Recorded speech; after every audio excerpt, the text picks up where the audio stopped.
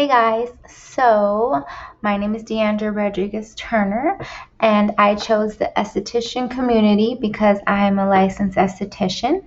So, what is an esthetician? An esthetician is someone who is a skincare specialist, does skincare treatments, and works primarily in wellness centers, day spas, and med spas. We also do eyelash extensions, waxing, and estheticians must be licensed by the state in which they work in. So, how do estheticians share discourse? So, we do it through intercommunication, discoursal expertise, and common goals. Our common goals are helping people, the desire to help people feel confident, relaxed, address skin conditions, and then success. So that comes with our rapport and our reputation. So also our passion for skincare. So our passion, we love helping people, and we love gaining clients who love us.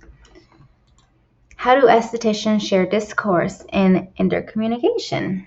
So intercommunication. So the biggest thing is social media. Facebook support groups, Facebook, Instagram, blogs.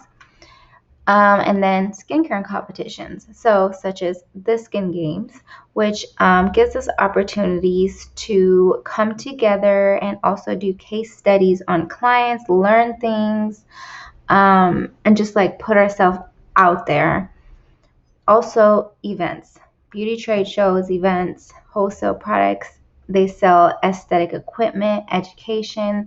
These events are held like a few times a year, basically.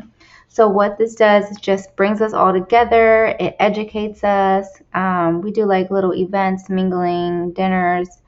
We just meet a bunch of people. It's fun for one, and then for two, like we get to meet people just like us who have the same passion. It's just very, I think it's amazing. Me being a new esthetician, going into that and seeing the support and how nice everybody is. I just want to network with everyone. It's just so much fun.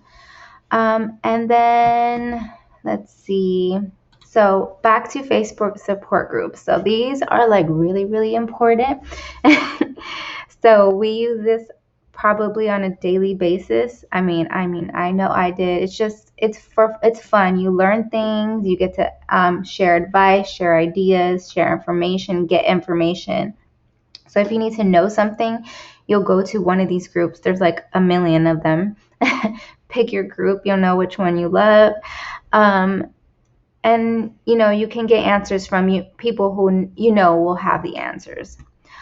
So that's fun. And then as far as discoursal expertise, so licensed estheticians, they share the same license. They share the same education. Education is huge. You want to stay up to date with everything. And then, of course, most importantly, would probably be the aesthetic terminology, which is the lingo. So estheticians use common terminology, aka lingo, to communicate with each other. So these are just some words that I threw out there so you guys can see the type of things that we use, like skin analysis, epidermis, acid mantle, anaphoresis, frosting, alpha hydroxy acids, hyperpigmentation, and keratinization. So we would use these words to communicate with each other about a client's skin or products or anything in the aesthetic world. There's about a million words that we use that someone who didn't understand or have an aesthetic education would be like, what is that? So sometimes I try to educate my clients on a lot of things about their skin because I want them to know. But I have to kind of like remember that they might not understand the lingo because it's too like technical, and then they're like, I'm bored. So yeah, communication. The global pandemic has forced social distancing in our community, which has largely affected us working together as a community. But the community is still coming together to support each other. But overall, they're not happy with the hardships that this has endured. But even with that, like these groups really help reach out. You can reach out for the to vent, like if you're upset about it, you need help with information, taxes, whatever resource that we have. Like I think like a lot of like estheticians, cosmetologists, all of them just reached out to Facebook, like what is going on? When can we go back to work?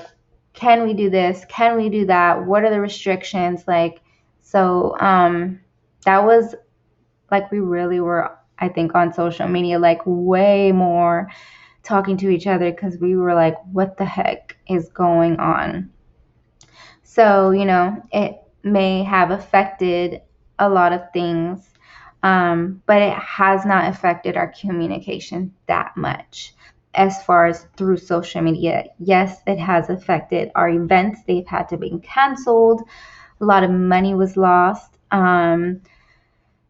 But we still had social media and we still did a lot of things. Actually, a lot of companies did a lot of like educational classes and things like that to kind of get us, I guess, to keep busy because I think we were all going crazy.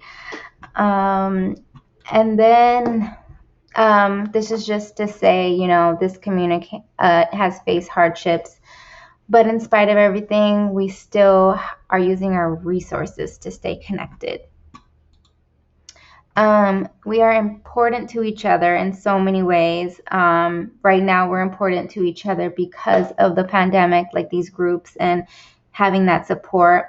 But normally, the esthetician community and these support groups are good because for new estheticians, it's so overwhelming. It's really nice to have support and help us find our way.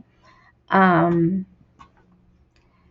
in conclusion, overall, the esthetician community proves to be its own discourse community in spite of the global pandemic. We are still thriving. I'm hoping that my research has brought the attention that the work and passion that estheticians do in their jobs. We have other estheticians from all around the world who guide us, support us, and even teach us. So it's just so much that goes into our job. It's not just like us, we have backup.